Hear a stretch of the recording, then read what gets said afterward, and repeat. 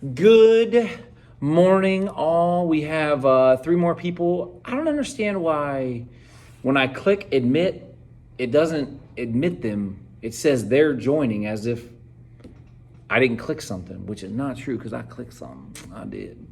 All right, so do me a favor, type your name in the chat for easy attendance. So LT is in the waiting room, but I went ahead and admitted her, but now it says she's joining, but she's been joining for now I have to admit her again. Like it was something I did wrong. I had to log out and log back in. Maybe one of those glitches in the system, like seeing a black cat. No, deja vu. That's it. Deja vu. Deja vu. That was it.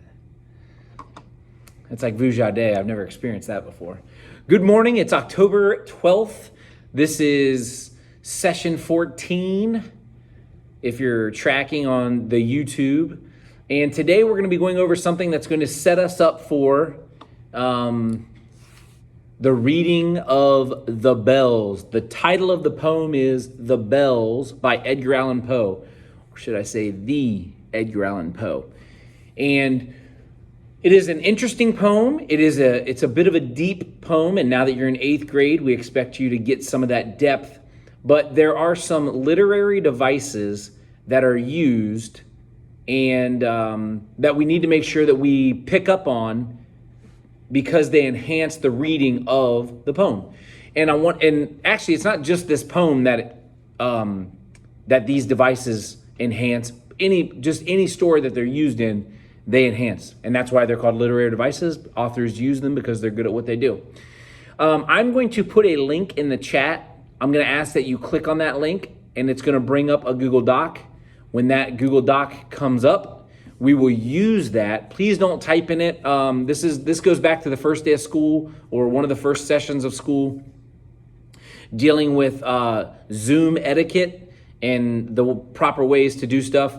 If we're going to be, it's basically like a live chat, no different than the feature we have right here in which you wrote your name for attendance purposes.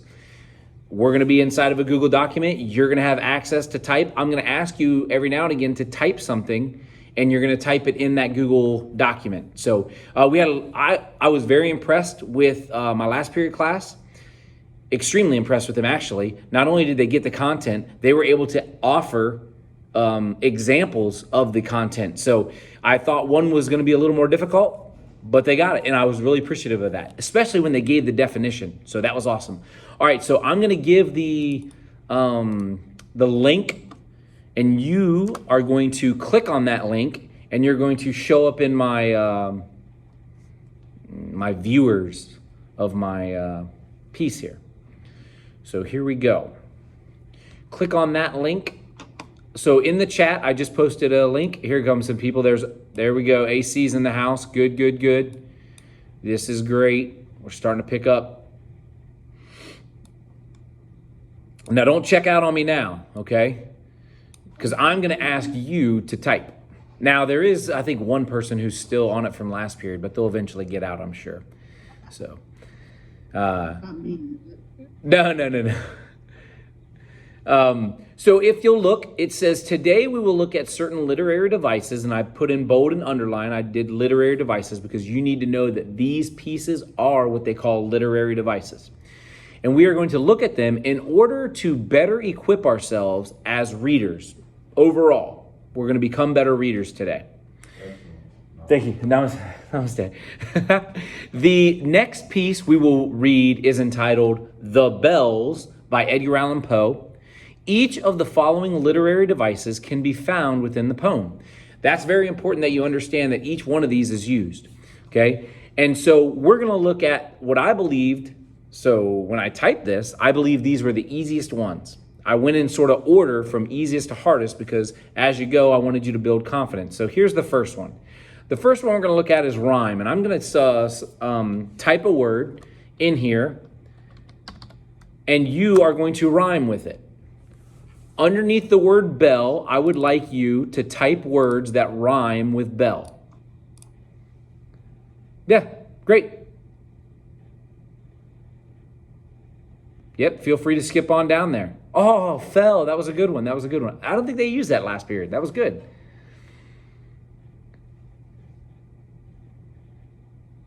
Yes. MS, great job. Great job. PN, great job. That's good. Okay. Yeah. Okay, yeah. Good. Very good. So here, so we understand rhyming. Now here's the deal. This is where it gets kind of tricky, and we have to add an element to what you already know, okay? So you already know that the word bell has words that rhyme with them, such as fell, smell, tell, shell, sell, like the skin cell, as opposed to the action to sell. And you understand that those words rhyme. Now, here's where it gets tricky, okay? So I'm going to type something. Let's stop typing for a second, guys. Oh, yeah. Yeah, so good call. Thank you. I'm going to type something, and you're going to see where the rhyme comes in, okay? And I'm going to try to use the words that you provided. So that was good. At the end of the period, okay. At the end of the period, we heard the bell. So we ran down the hall.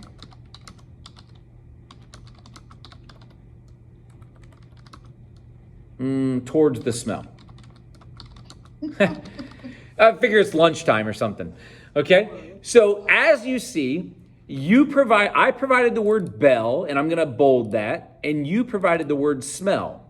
And we've done this since we were kids. We've created rhymes, and when we listen to music, we hear this end rhyme. So I'm going to type these words. End rhyme. This is what we're most accustomed to, okay?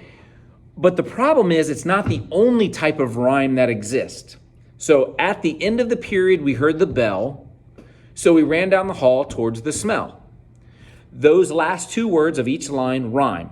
We get that. We hear music, we hear poems. This is what we're accustomed to. However, there's a different type of rhyme scheme that I want to introduce to you that is going to make this poem, The Bells, flow a little better. And you'll gain knowledge today, and that's what we want to do. We want to learn. So here we go. The term is called internal rhyme, in which the rhyming words come from inside. And if you've ever heard of this name, not that I'm endorsing the gentleman, but I have found that he is very good at internal rhyme. His name is Eminem. I do not endorse his content. I only recognize his greatness at internal rhyme. Okay? So, this is an example of what would be internal rhyme. The smell... Oh, no. Back that up. We could tell the smell came from the bell, which is weird because I didn't know bells smelled, but today they do. We could tell the smell came from the bell. Or bluebells. Yeah, Bluebell ice cream. That's what it was. Yeah. So we ran towards the can with a major plan. Boom. You have in front of you internal rhyme. Okay? You have two lines that exist, and there's internal rhyme within them. We could tell the smell came from the bell, so we ran towards the can with a major plan. Those are examples of internal rhyme. It is highly recommended that you understand this concept because I've read the Bell's poem and I know that this exists. So we have two types of rhyme. We have end rhyme and internal rhyme. So what I'm going to do is I'm going to come down here, I'm going to copy and paste, and we've already gone over rhyme, and I'm going to underline that.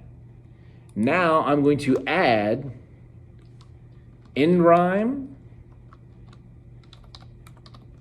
and internal rhyme. So we went over that today. Okay, next up, and this is the easiest one. I just figured you were more familiar with rhyme. This is the easiest one. Okay, I'm going to do me a favor and scroll down to the second page. Let me make it easy.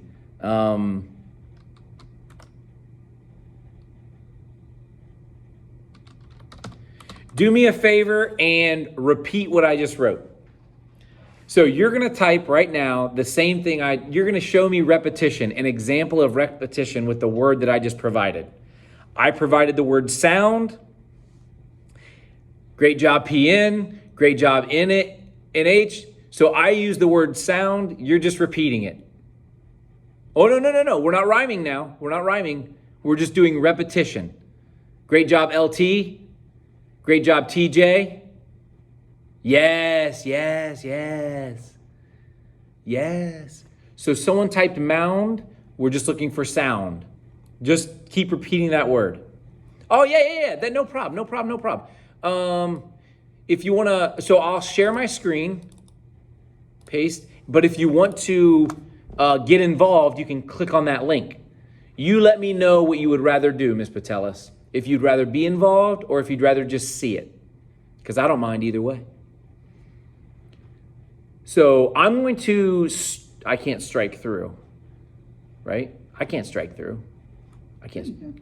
Yeah, because you're the owner of the document. But I meant on the document, I don't have the function for strike through. Let's see. Let me try it. It's usually up with bold, underline, and italicized, but we've got it. So sound, what you guys did was great. I wrote the word sound, I typed the word sound, and you just did the same thing. Sound. That's repetition, okay? That is not that hard, but I just figured you guys were more familiar with rhyme. So great job. That's sound. Okay, so. Under format. Oh, format. Thank you. So whenever there's a wrong answer now, I will just type in, I will do format and I'll hit that. All right, so here's the deal. We've done rhyme, we've done repetition. Now we're going to do alliteration. Is there anyone within the sound of my voice who can give me a definition of alliteration? Give me a definition of alliteration. Okay, AC's going.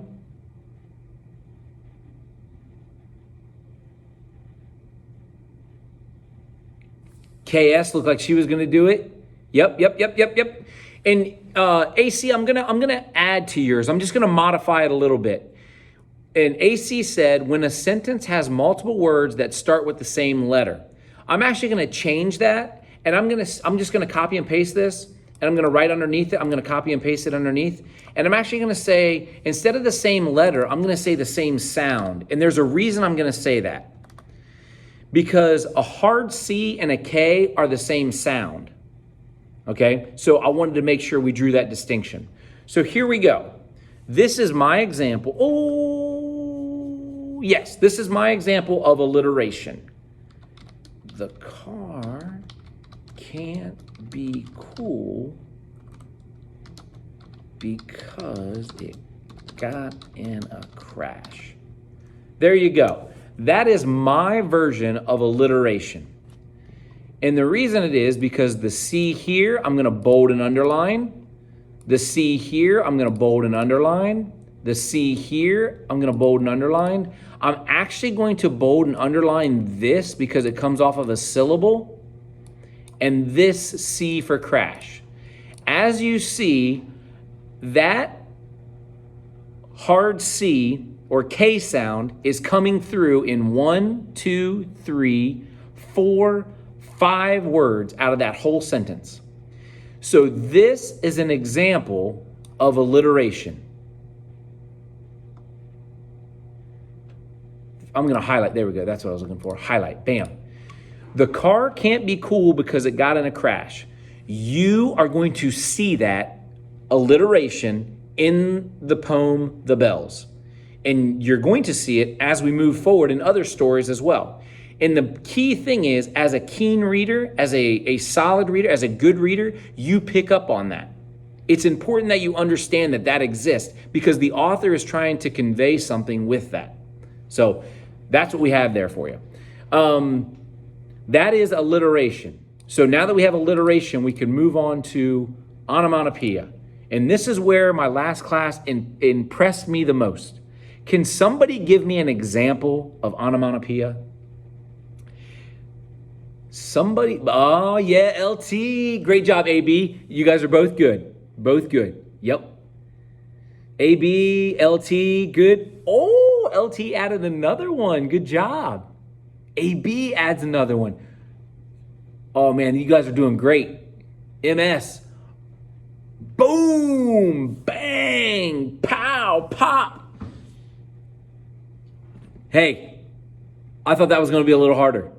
You guys did a great job with that. Snap, AC, snap. Great job. Guys, 1, 2, 3, 4, 5, 6, 7, 8, 9, and here comes a 10th one by MS. Great job. That is awesome. You guys provided me with all the onomatopoeia I could ever want. Okay? We are, I thought that was going to be harder. I don't know what to tell you. You guys did a great job there. So, Luckily, they don't need us. yeah, yes, you guys are very good. Well done. All right, so we'll just continue on past that one. I'm actually going to scroll down a little farther, and I'm going to Control V. I'm going to copy everything that we've already gone over. And now the last one we have to do is personification. Can somebody give me a definition of personification? Give me a definition. Scroll on down and give me a definition of personification.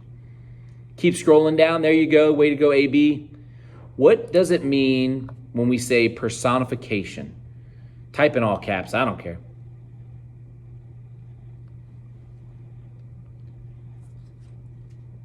Personification. AC looks like he's got it. LT looks like she has it.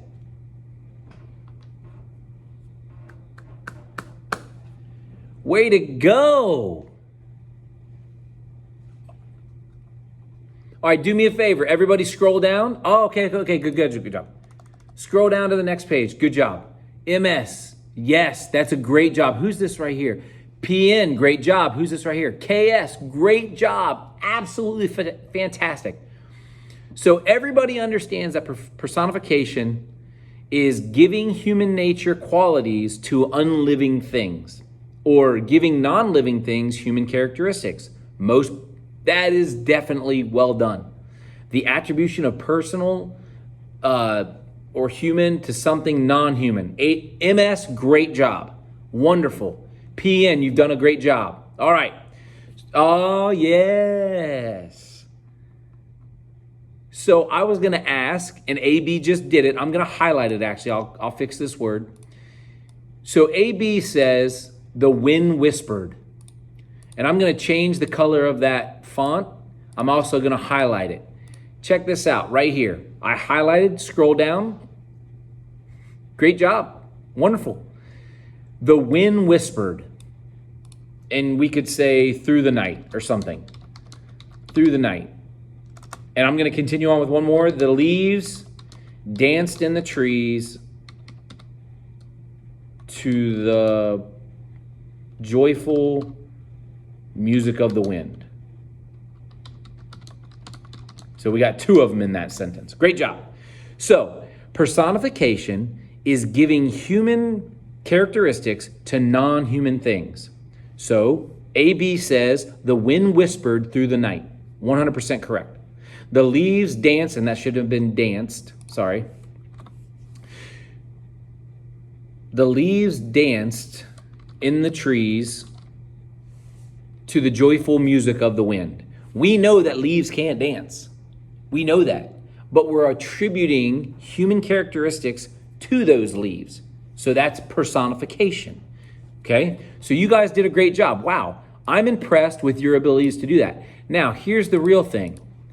Can you notice it within a story? Can you notice it within a story? And that's what we're going to be asked to do. So here's what I need. You can do me a favor and close the Google Doc.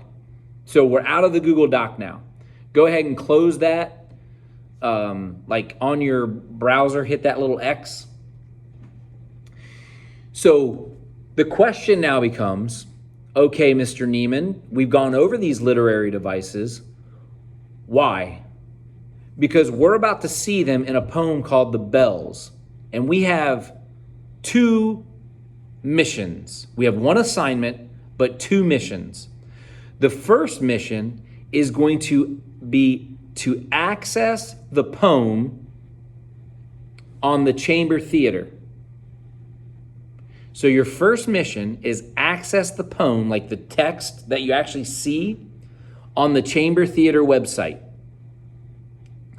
Then, after you've read the poem, you are then going to listen to the theatrical presentation of that poem. Say, can't we just listen to it first? No. No, you may not.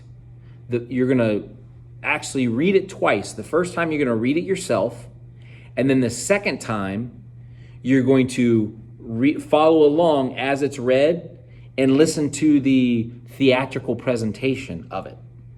It is important that you do both of those, because tomorrow when you receive the Google form, you're going to have to answer questions, not only about the writing, the text portion, but also the theatrical presentation portion of it. So here's what I need, and this is tricky.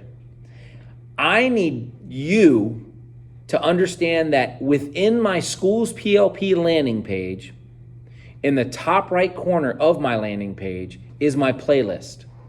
On my playlist for this week, I have access to the Chamber Theater, and I also have if for some reason you can't get to that, I have the Bells, the poem provided. So, but you should be able to get to that because we logged into it to do the other assignment last week. So I'm going to stop this.